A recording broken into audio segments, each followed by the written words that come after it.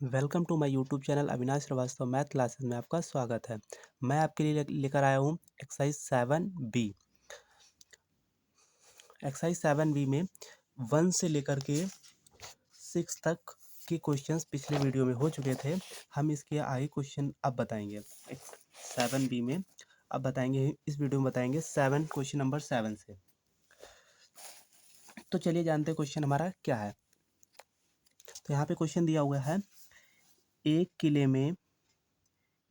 किले में 700 ग्राम प्रतिदिन सिपाही, एक किले में 700 ग्राम प्रतिदिन सिपाही के हिसाब से 42 दिन का भोजन है। जो एक किला है उसमें 700 ग्राम प्रतिदिन के हिसाब से, मतलब 700 रोज, प्रतिदिन का मतलब हर एक दिन के लिए, सिपाही के हिसाब से 42 दिन का भोजन है, मतलब 42 दिन का भोजन है। यदि प्रतिदिन का भोजन यदि प्रतिदिन का भोजन 600 ग्राम प्रति सिपाही कर दिया जाए, मतलब जैसे यहाँ पे बोला है, पहले तो यहाँ पे था 42 दिन के हिसाब से मतलब 700 ग्राम, और मतलब 100 ग्राम कम करके बोला है, यदि प्रतिदिन का भोजन 600 ग्राम प्रति सिपाही कर दिया जाए तो भोजन कितनी देर में पर्याप्त, कितने दिनों के लिए पर्याप्त होगा, मतलब कितने दिनों के लिए भोजन, मतलब कितने डेज के लिए भोजन हमारा रहेगा या पर्याप्त रहेगा। तो चलिए जानते हैं हम इसको सॉल्व कैसे करते हैं। आइए जानते हैं। ये रहा क्वेश्चन, हमने यहाँ पे नोट कर लिया है। वही क्वेश्चन है, एक किले में 700 ग्राम प्रतिदिन सिपाही के हिसाब से 42 दिनों का भोजन है। यदि प्रतिदिन का भोजन 600 ग्राम प्रति सिपाही कर दिया जाए तो भोजन कितने दिनों के लिए पर्याप्त होगा। तो चलिए जानते हैं, आइए क्वेश्चन समझते हैं। तो इसका सॉल्यूशन क्या होगा।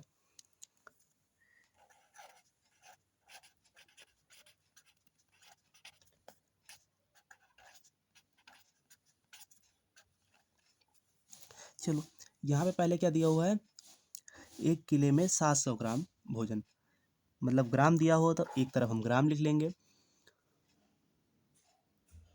पे हम लोग ग्राम लिख लेंगे। और क्या दिया हुआ है, 600 ग्राम दिया हुआ है, तो 700 ग्राम एक तरफ ग्राम लिखेंगे, और दूसरी तरफ दिया है प्रतिदिन, मतलब 42 दिन, तो आगे देखिए 42 डेज, तो दिन लिख लेंगे एक तरफ ग्राम एक तरफ दिन। तो पहले हमारे पास कितना ग्राम था, 700 ग्राम था, कितने दिनों के लिए, 42 दिनों के लिए। अगले, यदि प्रतिदिन का भोजन 600 ग्राम प्रति सिपाही, तो 600 ग्राम, उसके बाद 600 ग्राम, तो उसके बाद में तो कितने दिन, तो दिन हमें पता नहीं है, क्या क्वेश्चन मार्क है, तो हमें बताना है, तो हमें यहाँ पे नहीं पता है तो हम एक्स मान लेते हैं। तो हमारा एरो जो हम लगाते हैं, इसके बाद में हम एरो लगाते हैं, जिधर से कम होता है उसको ऊपर की तरफ, मतलब कम से ज़्यादा की तरफ एरो लगाते हैं, जैसे इंक्रीजिंग ऑर्डर बोल सकते हैं, इंक्रीज करता हुआ। तो यहाँ पे 600 है, 600 है, यहाँ पे 700 है, तो 600 700, ठीक है। तो यहाँ पे 600 से इंक्रीज करके 700 तक जाएगा, और यहाँ पर अगर यहाँ पे ऊपर की तरफ लगा है तो इसका उल्टा, मतलब यहाँ पर अपोजिट लगता है, ये नीचे की तरफ लगता है, तो ये छोटे से बड़े की तरफ, और ये भी छोटे से बड़े की तरफ ही लगता है, लेकिन यहाँ पे 42 यहाँ पर इससे ज़्यादा आएगा, तो इसलिए ये इसका अपोजिट ही रहता है। तो आगे जानते हैं इसमें क्या करना होगा। तो इसको हम क्या करते हैं, छोटे को पहले लिखते हैं, जैसे 600 है तो इसको पहले लिख लेंगे 600। अब हम यहाँ पे लगा लेंगे रेशियो, इसको बोलते हैं रेशियो या अनुपात, ठीक है। अब हम लिखते हैं इसके बड़ा वाला, तो कितना है 700, अब लगा लेंगे हम 700। अब क्या करेंगे, इसके बाद लिखते हैं समानुपात, समानुपात का ये सिंबल होता है 4 डॉट यार। अब हम क्या करेंगे, लिखेंगे फुट, छोटे से बड़ा, तो छोटा क्या है 42, इधर से एरो स्टार्ट होता है वहाँ से लिखते हैं, तो 42 रेशियो एक्स। इस रेशियो का मतलब होता है डिवाइड, या अनुपात का मतलब होता है हम किसी चीज़ को भाग करते हैं, डिवाइड करना होता है। तो हम यहाँ पे हम बताया था, पास पास वाले की गुणा करा लेते हैं और दूर दूर वाले की गुणा करा लेते हैं। जब दूर दूर वाले की आपस में गुणा कराएंगे तो हमारा आ जाएगा 600 गुणे एक्स, और ये इसका मतलब होता है बराबर, तो हम इक्वल लगा लेंगे यहाँ पर, और पास 700 गुणे 42, ठीक है, इतना हमने कर लिया।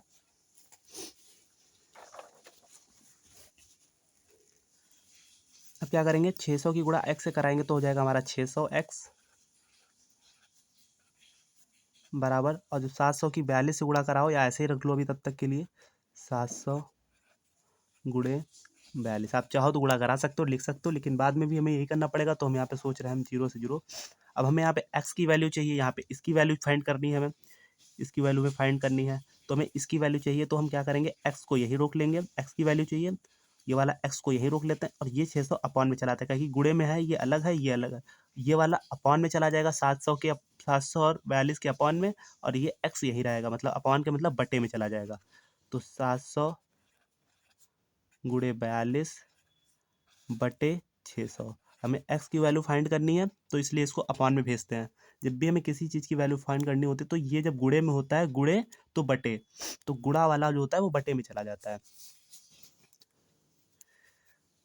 अब हम क्या करेंगे, इसको काट लेते हैं, इस वाले एक जीरो से इस वाले एक जीरो काट दिया, इस वाले एक जीरो को इस वाले एक जीरो से काट दिया, और 6 को डिवाइड करेंगे 42 से, तो 6 का पहाड़ा पड़ेंगे, तो 42 बार में कितना जाएगा, 7 बार में जाएगा। तो यहाँ पे अगर नहीं करना है पहले, तो आप चाहो तो ऐसे ही नोट कर लो इसको, ये 2 जीरो कट गया, इधर से 7 बचा, तो 7 को ऐसे नोट कर लिया, और गुणे 42 है तो 42 को ऐसे नोट कर लिया, क्योंकि ये 2 जीरो कट गया तो इसे हटा ही देंगे, नहीं नोट करेंगे। और ये वाला 6, ये 2 जीरो कट गया तो 6 को ऐसे ही नोट कर लेंगे।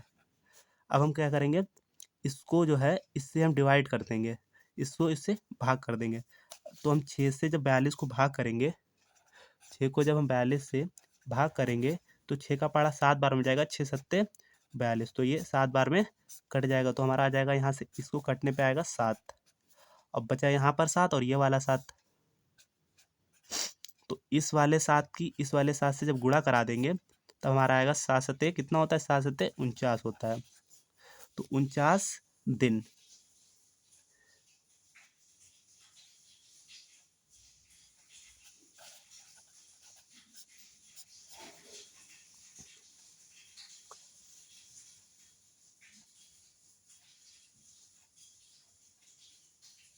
ठीक है, इन 49 दिनों के लिए पर्याप्त होगा, तो कितने दिनों के लिए यहाँ पे था, देखो ये आ गया एक्स्ट्रा, देखो 42 था, यहाँ पे 49 आ गया, या 49 आ गया, तो आपको क्या बोला था, तो भोजन कितने दिनों के लिए पर्याप्त होगा, तो भोजन 49 दिनों के लिए पर्याप्त होगा। चाहो तो आप थ्योरी में यहाँ पे लिख सकते हो, जैसे आपकी इच्छा तो यहाँ पे लिख दो, 49 दिनों के लिए, दिनों इसके आगे लिखो के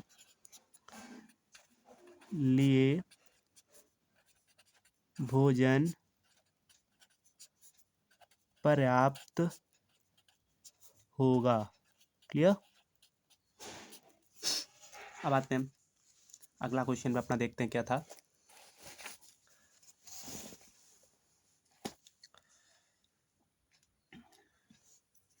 अगला क्वेश्चन मेरा क्या है, यहाँ पे लिखा हुआ 8 क्वेश्चन, तो 7 वाला हमने सॉल्व कर लिया, अब 8 क्वेश्चन पे। जब एक नल 1 घंटे में 640 लीटर पानी भरता है, जब एक नल 1 घंटे में 640 लीटर पानी भरता है, तो एक जलकुंड को भरने में 10 घंटे का समय लगता है। जब कोई एक नल जो है, जो हमारा नल होता है, वो कोई मतलब 640 लीटर पानी भरता है 1 घंटे में, ठीक है। एक नल जो है, एक 640 लीटर पानी भरता है, एक जल कुंड को भरने में 10 घंटे लगता है, तो मतलब एक जल कुंड जो है उसको भरने में 10 घंटे का समय लगता है। यदि जल कुंड को दूसरे नल से 8 घंटे में भरा जाए, अगर दूसरा कोई नल है उसको 8 घंटे में भर दे, मतलब उसमें तेज पानी आ रहा होगा, तो 8 घंटे में भरा गया हो, तो दूसरे नल से प्रति घंटा कितने लीटर पानी भरा, तो दूसरे नल से कितने लीटर प्रति घंटे में पानी भरा गया। तो इसको हम उसी बिल्कुल सेम तरीके से उस क्वेश्चन को सॉल्व करेंगे। आइए जानते हैं।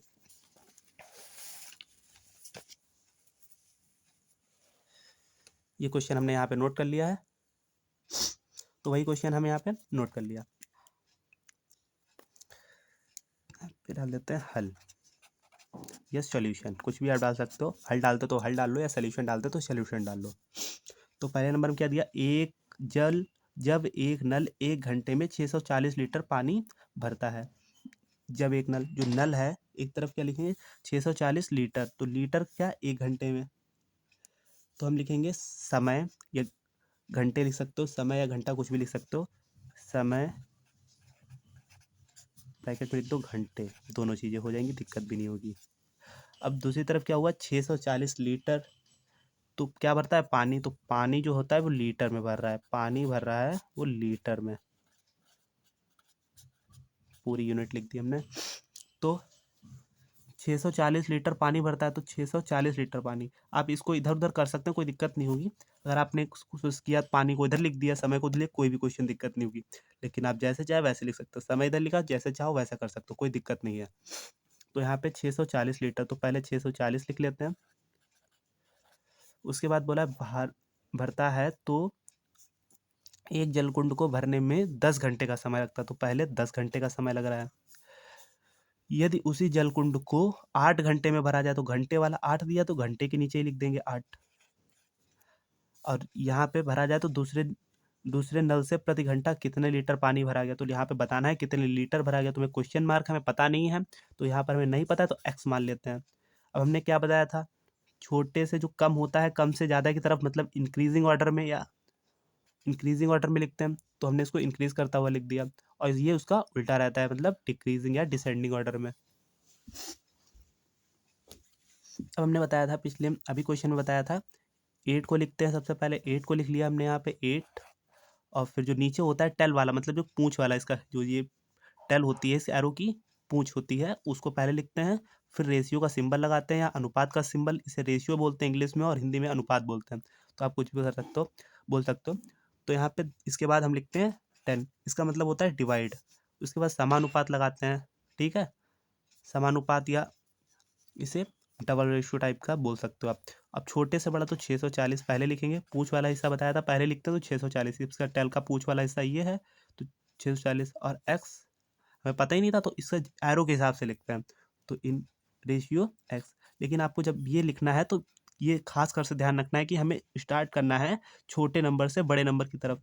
तो छोटा नंबर ये है 8 है, तो 8 से पहले लिखेंगे और उसके बाद में 10। अब जो इधर से एरो जाएगा उसका उल्टा उधर से लिखते हैं, उल्टा एरो ये है तो पूंछ वाला हिस्सा, मतलब जो इसकी टेल होगी वो 640 पहले आएगा, और यहाँ पर जो आंसर आना वाला है, जैसे यहाँ पे ये जो एरो आया था ये बड़ा था, यहाँ पे बड़ा था, तो यहाँ पर भी जो आएगा 640 से एक्स्ट्रा आएगा। अगर आपका 640 से एक्स्ट्रा आ रहा तो आप समझ लो मेरा क्वेश्चन सही है।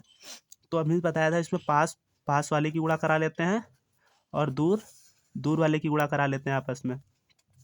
तो पास पास वाले की, तो आप इसकी गुणा करा लो। पहले आप इधर एक्स लिख सकते हो, चाहो तो आप उधर भी एक्स लिख सकते हो। तो पहले हम इधर वाला एक्स लिखने के लिए ज़्यादा बेटर लगता है, तो हम पहले इधर वाला एक्स वाला पार्ट पहले लिख लेंगे। तो 8 गुणे एक्स, तो गुणा कराते हैं 8 गुणे एक्स बराबर, ये हम इसको इक्वल भी मानते हैं, वही बात होती है जैसे 2 बार डिवाइड, इसका मतलब एक बार, इसका मतलब होता है रेशियो का मतलब एक बार किसी चीज़ से भाग करना और 2 बार डिवाइड करना, फिर से वही आ जाएगा। जैसे हमने 6/7 लिखा, अब कहते हैं एक बार लिखा और एक बार और डबल रेशियो है तो एक बार वही चीज़ 7/6, हमने किसी चीज़ को डिवाइड लिखा फिर उसको उल्टा कर दिया, तो मतलब वही इक्वल आ जाता है, तो इसलिए हम इसको इक्वल लगा देते हैं। अब क्या लिखते हैं 10 गुणे 640। तो अब क्या करेंगे, हम 8 की एक्स से गुणा कराते हैं तब 8x हो जाएगा, और 10 की 640 से गुणा कराते हैं तो 640 गुणे 10 मतलब 1 जीरो और लग जाएगा। तो आप चाहो तो 10 गुणे 640 ही लिखा रहने दें, मेरे ख्याल से तो ज़्यादा बेटर। आप गुणा भी करा देते हो तब भी गलत नहीं आएगा आंसर, तो मतलब हमारा डिवाइड जब इसको अपॉन में भेजेंगे तो डिवाइड करने में थोड़ा बड़ा हो जाएगा, लेंथी हो जाएगा, तो इस वजह से हम इसको नहीं भेज रहे हैं। आइए जानते हैं, तब हम क्या करना है, अब हमें 8x है और ये 10 गुणे 640, तो x को हम यही रोक लेते हैं और 10 की जब, और इसको अपॉन में भेज देते हैं, 10 गुणे 640 को 640 लिख देते हैं और इसको अपॉन में, जैसे पिछले अभी क्वेश्चन में पीछे वाले में भेजा इसको अपॉन में भेज दिया, तो हो गया ये 8, ठीक है। अब हम इसको ऐसे टेबल से काटेंगे, जिस टेबल से नीचे कट जाए उसी टेबल से ऊपर भी कट जाए, तो 2 के टेबल से कट रहा है ये, 2 के टेबल से नीचे भी कट जाएगा और ऊपर भी कट जाएगा, तो हम 2 के टेबल से काट देंगे। दो चक 2 चक्कू 8 और 2 पंचे 10। हम इसको ऐसे काटते हैं जिस टेबल से नीचे भी कटे उसी टेबल से ऊपर भी कटे, और जितने टाइम में जा रहा है उससे हमें मतलब नहीं काटना है, तो मतलब उतने टाइम में काटेंगे, उतनी बार में ही काटेंगे। जैसे ये 2 का टेबल पड़ा 4 बार में 8 आ रहा, तो यहाँ पे 4 लिख दिया, काट के 8 लिख दिया, यहाँ पे 8 को काट के 4 लिख दिया। इस तरह से यहाँ पे 10 था, यहाँ पे 5 था, मतलब 2 का टेबल 5 बार पढ़ेंगे तो 10 आ जाएगा, तो ये काट लिया, तो आपको पता ही होगा। अब हम क्या करते हैं, अब देखा ये 5 गुणे 640, तो इसको हम एक बार ऐसे ही नोट कर लेते हैं, ये 5 ये वाला ऐसे ही नोट कर लिया, 10 तो कट गया तो इसको नहीं नोट करेंगे, और 640 को 640 नोट कर लिया, और ये बचा था अपॉन में 4, तो इसको 4 नोट कर लिया। अब हम करेंगे क्या, इसको इससे डिवाइड करेंगे, तो हम यहाँ पे समझ लेते हैं। यहाँ पे इसको हम यहाँ पे एक बार फिर से नोट कर लेते हैं। x बराबर 5 गुणे 640 बटे 4। तो x, तो जब 4 की गुणा 4 को जब इससे काटेंगे हम, 4 को हमें काटनी तो है, नीचे तो कुछ हमें लाना ही नहीं है। फिर 2 के टेबल से चाहो तो काट दो, 2 2 जा करके, और इसको भी 2 से काट दो। और चाहो तो आप इसे डायरेक्ट डिवाइड कर सकते हो। तो यहाँ पे हम डायरेक्ट ही डिवाइड करते हैं। कहाँ तक हम लोग का अट्टा पीटी करेंगे? 640। तो 4 का टेबल कितनी बार में जाएगा? एक बार में। 4 दूनी 8 ज़्यादा हो जाएगा, तो एक बार में 4 एक कम 4 बचा कितना? 2। ये वाला 4 जब यहाँ पे उठा के यहाँ रखेंगे तब हो जाएगा 24। ठीक है, तो 4 छंग 24, तो 6 24। अब क्या, ये वाला जीरो बचा, इस वाले जीरो को यहाँ रखेंगे करके नोट करके, और ये वाला जीरो भाग अब जाएगा नहीं जीरो में, इस वाले जीरो को, तो भाग ना जाने का जीरो ये ऊपर फिर से पहुंच जाएगा। ये वाला जीरो उठ के वहाँ आपको पता ही होगा ये चला जाता, तो हमारा 160 आ गया। इसको जब एक काटेंगे तो 160 बार में ये पूरा कट जाएगा। तो हमने यहाँ पे 160 लिख लिया। तो x बराबर 5 गुणे 160। जब 5 की 160 से जब गुणा कराएंगे तो आप करा लो। तो 160 गुणे 5, 5 का टेबल, 5 का पाड़ा 0 बार पढ़ते हैं 0, 5 का पाड़ा 6 बार पढ़ते हैं, 5 छक्का 30 का 0 कैरी 3, 5 एक कम 5 और 3 8, तो 800 आ गया मेरा। तो x की वैल्यू क्या आ गई? 800।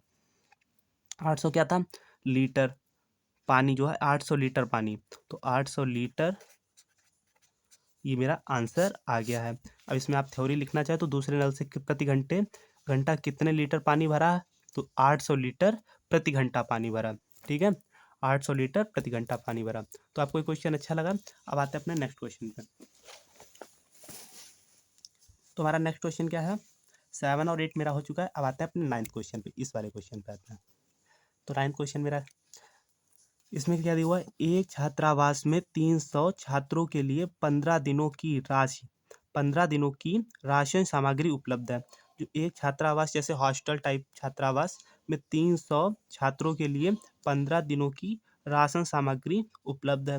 यदि अवकाश के कारण 200 छात्र बाहर चले जाएं, यदि अवकाश मतलब छुट्टी होगी, अवकाश का मतलब समझते हैं छुट्टी, अवकाश के कारण 200 छात्र बाहर चले जाएं मतलब कहीं चले गए, तो वह सामग्री कितने दिनों तक चलेगी? चलो जानते हैं इस क्वेश्चन को।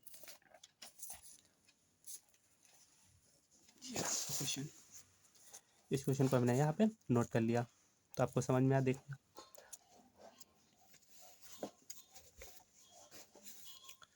तो क्या था यहाँ पर? एक छात्रावास में 300 छात्रों के लिए 15 दिनों की राशन सामग्री उपलब्ध है। तो मतलब क्या है यहाँ पे? 300 छात्र हैं। तो यहाँ पे हम एक चीज़ करते हैं, थोड़ा सा इसको सरल करने के लिए क्वेश्चन को हम ठीक से नोट कर लेते हैं।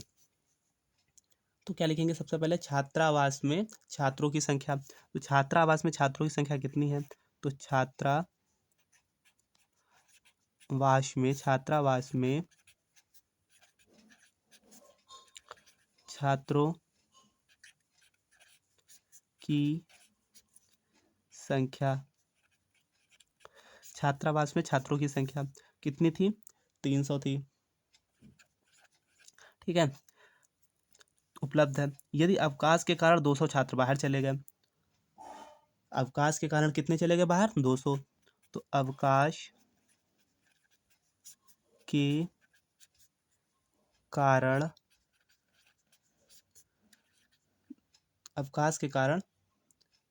अवकाश के कारण गए छात्र लिख दो, या 200 छात्र चलेगा। अवकाश के कारण गए छात्र तो कितने गए?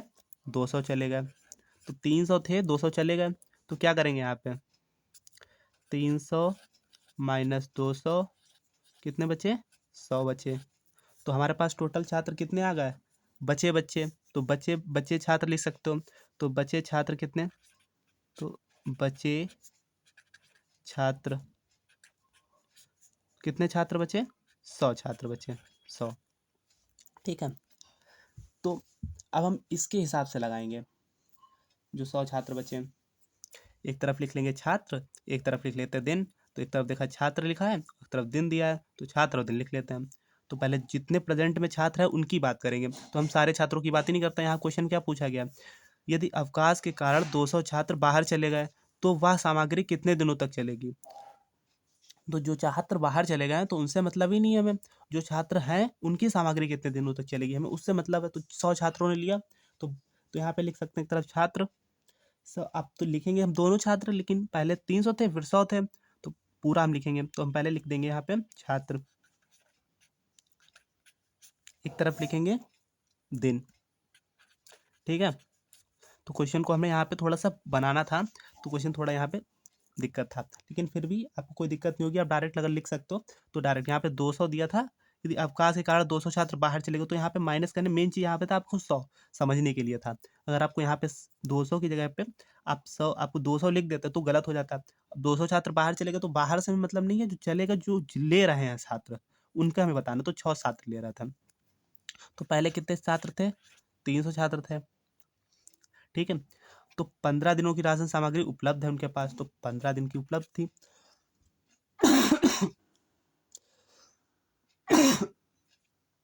अब क्या करेंगे, अब कितने छात्र हैं, 100 छात्र थे, उनके पास कितने दिनों तक चलेगी, तो हमें पता ही नहीं कितने दिनों तक चलेगी, तो हमें x मान लिया। तुमने बताया था आपको छोटे से बड़े की तरफ चलते हैं, तो छोटा क्या है मेरा 100, 100 से ऊपर की तरफ चलेंगे, और इसमें क्या होगा इसका उल्टा, तो 15 से नीचे तक चलेंगे। अब हम क्या करेंगे इस क्वेश्चन में, वही अपना पुराना तरीका, तो 300 रेशियो या अनुपात 100, सॉरी यहाँ पे गलत कर दिया हमने, 100 को पहले लिखना चाहिए था हमें, 100 रेशियो 300, यह बराबर लगा लो, यहाँ पे समानुपात भी लगा सकते हो, बराबर या समानुपात इक्वल लगा लो तब भी कोई दिक्कत नहीं, आपको आगे इक्वल ही लगाना पड़ेगा, चाहो इक्वल लगाओ या समानुपात लगाओ, हम समानुपात ही लगा लेते हैं, आगे देखा जाएगा। अब हम क्या लिखेंगे, छोटे से बड़ा, तो मतलब पूंछ वाला पहले लिखा दोगे 15 रेशियो x, तो हमने क्या बताया था, पास पास वाले की गुणा करा लेते हैं और दूर दूर वाले की गुणा करा लेते हैं। जब पास पास वाले की गुणा कराएंगे और दूर दूर वाले की, तो x वाले की गुणा पहले करा लेते हैं, तो 100 गुणे x बराबर 300 गुणे 15, जो 100 गुणे x बराबर 100x, तो 100x और 300 गुणे 15 को ऐसे ही लिख लो, 300 गुणे 15, x की वैल्यू चाहिए तो x को यहाँ लिखेंगे, 100 को इसके अपॉन भेजेंगे, 300 गुणे 15 बटे 100, 300 गुणे 15 बटे 100। अब आगे क्या करेंगे, 300 गुणे 15 बटे 100, तो हमें क्या करना है, इसको काट लेंगे, एक जीरो से एक जीरो काट लिया, इस वाले जीरो से इस वाले जीरो काट लिया, तो 3 गुणे 15, तो 3 की जब 15 से गुणा करेंगे तो कितना लगेगा, 15 तिया 45, तो 45 क्या आ गए हमारे दिन आ गए। तो पूछा क्या गया था, 200 छात्र चले गए तो वह सामग्री कितने दिनों तक चलेगी, तो 45 दिनों तक चलेगी, ठीक है। तो आप लिख सकते हो वह सामग्री, तो वह सामग्री 45 दिनों तक चलेगी, ये हो गया मेरा आंसर। तो ये x की वैल्यू आप यहाँ पे 45 लिख सकते हो, ऐसे डायरेक्ट बता सकते हो, या 45 दिनों तक चलेगी, ठीक है। समझ में आ गया होगा। अगर आपको कोई दिक्कत हो रही है क्वेश्चन को समझने में, नहीं समझ में आ रहा, तो आप हमें कमेंट में बता सकते हैं। अब आते हैं अपने नेक्स्ट क्वेश्चन पे, क्वेश्चन नंबर 10, जो यहाँ पे बताया 40 किलोमीटर प्रति घंटा की चाल से एक टेम्पो 5 घंटे में यात्री को उसके नियत स्थान पर पहुंचा देती है। जो टेम्पो है 40 किलोमीटर प्रति घंटे की चाल से चलता है, 5 घंटे में एक यात्री को उसके नियत समय तक नियत स्थान पर पहुंचा देती है। यदि उस टेम्पो की चाल 25 किलोमीटर प्रति घंटा होती तो वह उस यात्री को कितने घंटे में पहुंचा पाती। अगर उसकी चाल 25 किलोमीटर घंटा होती, 40 किलोमीटर घंटा थी तो 5 घंटे में पहुंचा देती, 25 होती तो कितने घंटे में पहुंचाती। वही अपना सेम टाइप का क्वेश्चन, ये तो बहुत सिंपल है, इसको हम बहुत आसानी से लगा लेंगे। तो चलिए जानते हैं कैसे समझते हैं इसको, इस क्वेश्चन को यहाँ पे समझते हैं। तो यहाँ पे क्या था,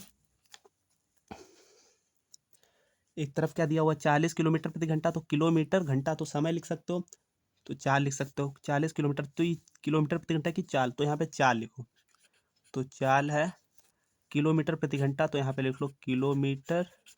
चाल किस में? किलोमीटर प्रति घंटे में। तो किलोमीटर प्रति का सिंबल होता है और घंटा। और आगे क्या है? 5 घंटे चलाती यात्री को 40 किलोमीटर प्रति घंटे से चलाती पाँच, एक टेम्पो 5 घंटे में एक यात्री। तो यहाँ पर आप सीख सकते हो समय घंटा, ठीक है। ये भी समय घंटा दिया तो यहाँ पे समय लिख लो, ठीक है। यहाँ पे चाल, यहाँ पे यूनिट थी घंटा, और यहाँ पर समय, मतलब यूनिट नहीं, चाल बता रहा है यहाँ पे, और यहाँ पे बता रहा है समय, तो यहाँ पर हम समय लिख लेते हैं, ठीक है। समय किस में है? घंटे में। तो यहाँ पे सिर्फ घंटे में, यहाँ पे किलोमीटर प्रति घंटा था, यहाँ पे सिर्फ घंटा है।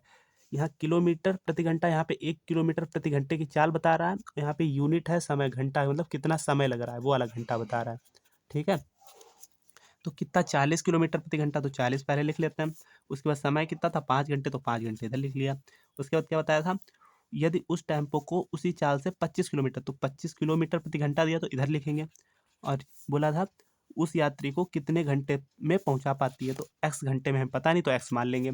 तो बताया था छोटे से बड़ा, तो 25 से 40 की तरफ ऐरो जाएगा, और इधर उसका उल्टा।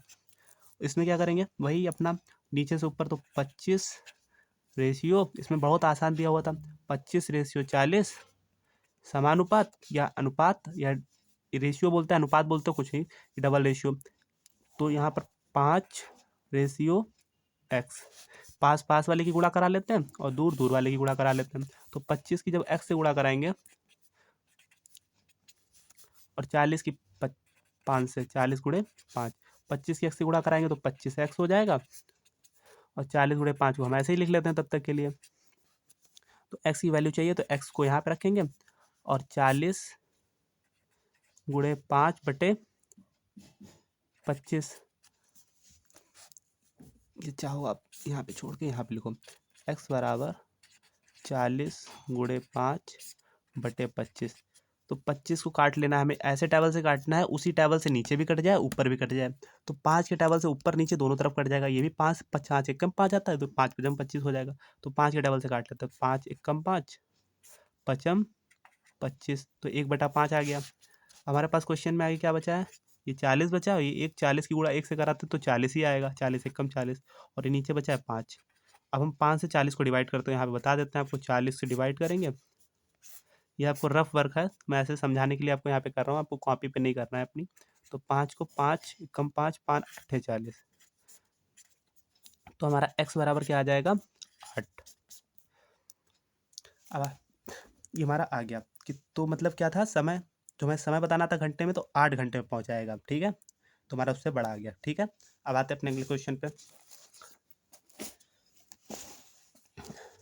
आते हैं अपने 11th क्वेश्चन पे। यहाँ पे बोला है दो कुशल श्रमिक या 3 अकुशल श्रमिक एक काम को 20 दिन में कर सकते हैं। 2 कुशल श्रमिक या 3 अकुशल श्रमिक एक काम को 20 दिन में कर सकते हैं। 6 कुशल श्रमिक और 1 अकुशल श्रमिक उसी काम को कितने दिनों में कर सकेंगे? ये क्वेश्चन थोड़ा मतलब टफ है, आपको देखने में छोटा लग रहा है, लगेगा उस तरीके से, लेकिन थोड़ा आपको ध्यान समझना पड़ेगा। 2 कुशल श्रमिक हैं या 3 अकुशल श्रमिक, देखो यहाँ पे बात करी गई है 2 कुशल और 3 अकुशल श्रमिकों की। तो एक काम को 20 दिनों में कर सकते हैं, दिन भी दिया है, श्रमिक भी 2 तरीके के दिए हैं, फिर 6 अकुशल श्रमिक दिए हैं, कुशल श्रमिक दिए और अकुशल दोनों दिए हैं, फिर यहाँ पर 6 कुशल श्रमिक दिए, और 1 अकुशल श्रमिक उसी काम को कितने दिनों में कर सकेंगे। थोड़ा क्वेश्चन डिफरेंट टाइप का है, मतलब थोड़ा टफ बना दिया गया। तो चलो हम समझते हैं इस क्वेश्चन को। तो आपको समझना है, हल्का सा टफ नहीं है, बहुत सिंपल है, लेकिन आप ध्यान से अगर वीडियो को देखते हैं तो आपको समझ में आ जाए। क्वेश्चन को ध्यान से समझिए आप। तो सबसे पहले क्या बोला है, वही क्वेश्चन हमने यहाँ पे नोट कर लिया, 2 कुशल श्रमिक या 3 अकुशल श्रमिक एक काम को 20 दिन में कर सकते हैं, और 6 कुशल श्रमिक और 1 अकुशल श्रमिक उसी काम को कितने दिनों में कर सकेंगे। तो चलो जानते हैं। तो यहाँ पे पहले क्या बात करी गई? कुशल श्रमिक की। तो 2 कुशल श्रमिक या 3 अकुशल श्रमिक। तो यहाँ पे कुशल का मतलब होता है कोई चीज़ में बहुत तेज है, अच्छा काम कर लेते हैं। अकुशल का मतलब वो उतने कुशल नहीं है किसी काम में, तो वो काम तेज से नहीं कर पाते हैं। तो पहले हम क्वेश्चन को बनाने की कोशिश करेंगे, क्वेश्चन को पहले उस तरीके से बनाएंगे, फिर क्वेश्चन को सिर्फ बनाना सीख गए तो आपका हो जाएगा काम। तो हम सबसे पहले लिखते हैं 2 कुशल श्रमिक हैं। तो 2 कुशल श्रमिक, 2 कुशल श्रमिक बराबर क्या दिया, या का मतलब होता है बराबर, ठीक है, 3 अकुशल श्रमिक, अकुशल श्रमिक, ठीक है, 2 कुशल श्रमिक या 3 अकुशल श्रमिक। तो क्या बताया, 2 कुशल श्रमिक बराबर है 3 अकुशल श्रमिक। अगर हम एक कुशल श्रमिक की बात करें, जैसे हम एक्स में क्या करते थे, इसको अपॉन में भेज देते थे खोल के, तो वैसे हम एक कुशल श्रमिक की बात करते हैं, तो एक को यहाँ पे मान लेकर 2 के गुणे में 1 होता ही है, किसी चीज में लिखी होती है उसके गुणे में 1 होता है। अगर हम 2 के गुणे में 1 मान लेते, सपोज कर दिया, हम किसी कॉपी पर, इस पे आप समझ लीजिए, अगर हम 2 के गुणे में 1 होता है तब भी बराबर 2 होता है ना, तो x के गुणे में 1 होता है तब भी वो x के बराबर होता है, x एक कम 1 तो 2 एक कम 2, वही होता है ना। 50 हो चाहे 50 के गुणे में 1 हो तब भी वो 50 ही होगा, ठीक है। तो इस तरह से यहाँ पे 2 के गुणे में 1 होता है, तो यहाँ पर हम 1 को मान लेंगे, 2 को इसको अपॉन में भेज देंगे, तो 1 कुशल श्रमिक बराबर 1 कुशल श्रमिक बराबर 3 अकुशल श्रमिक हैं, और ये 2 वाला अपॉन में चला जाएगा, तो 3/2 हो जाएगा, 3/2 अकुशल श्रमिक, अकुशल श्रमिक, ठीक है। आपको यहाँ पे समझ में आ रहा है, 2 कुशल श्रमिक बराबर, यहाँ पे या लिखा था इसलिए बराबर मान लिया, 3 अकुशल श्रमिक के बराबर है, ठीक है। तो हमने इस तरह क्वेश्चन को बनाने के लिए एक कुशल श्रमिक जो है उसकी मतलब कितने अकुशल श्रमिक, तो एक कुशल श्रमिक है जो 3/2, ये वाला 2 अपॉन में चला जाता है, 3/2 अकुशल श्रमिक के बराबर है, ठीक है। अब हम आगे जानते हैं, तो जो बोला है 6 कुशल श्रमिक की बात करी गई, 6, यहाँ पर एक कुशल श्रमिक बराबर 3/2 अकुशल श्रमिक है, तो 6 कुशल श्रमिक और 1 अकुशल श्रमिक, तो यहाँ पे हम पहले क्वेश्चन के हिसाब से यहाँ लिखेंगे 6 कुशल श्रमिक, 6 कुशल श्रमिक, 6 कुशल श्रमिक, पहले 6 कुशल श्रमिक की वैल्यू क्या है, कीमत क्या है, तो 6 कुशल श्रमिक जो है, जैसे एक कुशल श्रमिक बराबर क्या है 3/2 अकुशल श्रमिक, तो 6 कुशल श्रमिक बराबर क्या होगा,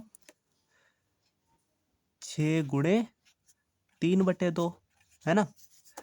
जब एक की कीमत इतनी है, जब हमें किसी, जैसे हम अपना कोई टॉफ़ी वाला, एक टॉफ़ी या एक चॉकलेट 10 रुपए की है, तो 5 टॉफ़ी कितने की होंगी, तो 5 गुणे 10 कर लेते हैं, तो वही एक कुशल श्रमिक की इतनी है, तो अब 6 की बतानी तो 6 गुणे वही कर देंगे, उसकी मल्टीप्लाई करा देंगे, गुणा करा देंगे, समझ में आ गया।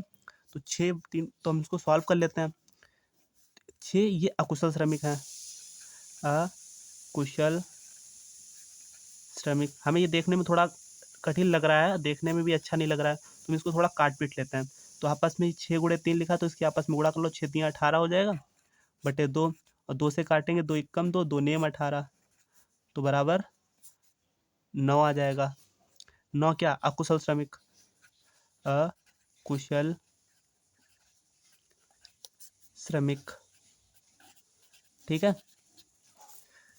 तो हमारी 6 कुशल श्रमिक बराबर क्या आ गया, 9 कुशल श्रमिक, तो 6 कुशल श्रमिक की वैल्यू कितनी आ गई, तो यहाँ पे 6 कुशल श्रमिक जो थे वो किसके बराबर थे, 9 अकुशल श्रमिक के, तो 9 अकुशल, आपको ये लाइन लिखना जरूरी नहीं, हमने आपको समझाने के लिए इस बार फिर से लिख दी कि आपको साफ साफ समझ में आ जाए, 9 अकुशल श्रमिक, ठीक है। तो 6 कुशल श्रमिक बराबर 9 कुशल श्रमिक। अब हम क्या करेंगे, अब हम यहाँ पे जानते हैं, यहाँ पे क्वेश्चन में क्या बोला गया, एक अकुशल श्रमिक, 6 कुशल श्रमिक और एक अकुशल श्रमिक कि उसी काम को कितने दिनों में कर सकेंगे, तो 6 कुशल श्रमिक और एक अकुशल, तो यहाँ पे 6 कुशल श्रमिक और एक, तो प्लस हो जाएगा, और मतलब एक और, तो प्लस एक अकुशल श्रमिक,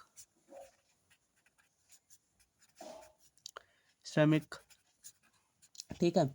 6 कुशल और एक अकुशल, तो कितने दिन में, देखो 6 कुशल बराबर क्या था, यहाँ पे हम इक्वल, यहाँ पे आगे नहीं आ पाएगा, हम इसलिए नीचे लिखेंगे, ठीक है। ये बराबर आप नीचे सपोज, इसके आगे सपोज करना, लेकिन यहाँ पे आगे आ नहीं पाएगा, लिखेंगे कुशल श्रमिक वगैरह तो नहीं ले आ पाएगा, तो हम इसको नीचे लिख लेंगे, ठीक है।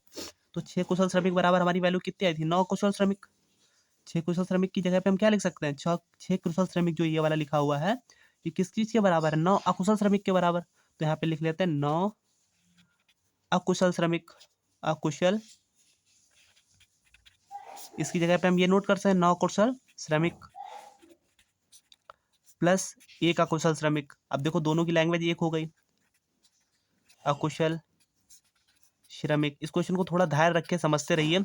आपको लास्ट में आपको जब आप एक दो बार प्रैक्टिस कर लेते हैं, अगर आपको वीडियो को एक बार 1 से 2 बार देख सकते हैं, वॉच कर लो इसी वीडियो को, अगर स्किप करके थोड़ा पीछे जाकर 1 से 2 बार देख सकते हैं, 2 बार नहीं समझ में, एक बार और देख लें, तो आपको क्वेश्चन बिल्कुल समझ में आ जाएगा, बिल्कुल अच्छे से समझ में आ जाएगा। ठीक है, 9 अकुशल श्रमिक प्लस 1 अकुशल श्रमिक तो बराबर कितने अकुशल श्रमिक होगा, तो बराबर इसके आगे लिख दो या चलो नीचे लिख देते हैं, 10 अकुशल श्रमिक। तो 9 और 1 ये देखो, ये भी अकुशल है, ये भी अकुशल है, 9 अकुशल 1 अकुशल बराबर 10 अकुशल, तो बराबर 10 अकुशल श्रमिक, अकुशल श्रमिक। अब मेरा क्वेश्चन बन गया है, देखो थोड़ा सा, देखो 10 अकुशल आ गए हैं यहाँ पे, और यहाँ पे 6 कुशल श्रमिक आ गए। तो अब हम एक तरफ अकुशल श्रमिक लिखेंगे, मतलब हम टोटल हमने सभी को क्या बना दिया, इस क्वेश्चन के हिसाब से हमने सारे कुशल श्रमिक को अकुशल बना दिया। तो यहाँ पर बात करी गई 6 कुशल श्रमिक और 1 अकुशल श्रमिक 20 दिन में काम करते हैं। तो यहाँ बोला है एक अकुशल श्रमिक उसी काम को कितने, तो यहाँ पर एक अकुशल श्रमिक की बात कर रहा है, एक अकुशल श्रमिक कितने दिनों में काम कर सकता है। ठीक है, तो इसलिए जो है हम यहाँ पे क्या कर रहे हैं, अकुशल ही के सारे हमने कुशल को अकुशल में कन्वर्ट कर लिया। अगर हम ये चीज़ अकुशल में नहीं बनाते तो मेरा आंसर गलत आता। ठीक है, तो इसी वजह से हमने सारे अकुशल कर लिए। अब क्वेश्चन बना लिया, अब एक तरफ लिखेंगे अकुशल श्रमिक, एक तरफ क्या लिखेंगे अकुशल श्रमिक, अकुशल श्रमिक, और दूसरी तरफ क्या लिखेंगे दिन। तो यहाँ पे क्या हुआ था, क्वेश्चन में क्या दिखा था, कितने दिनों में कर सकेगा, तो यहाँ पे दिन लिख लेंगे, क्या लिख लेंगे दिन। ठीक है, तो पहले कितने, 3 अकुशल श्रमिक थे, यहाँ पे देखिए क्वेश्चन में 3 अकुशल श्रमिक थे, 3 लिख लिए, और कितने दिनों में कर रहे थे, 20 दिनों में कर रहे थे। ये देखिए क्वेश्चन में 20 दिन में कर रहे थे, तो यहाँ पे 20 दिन लिख लिया।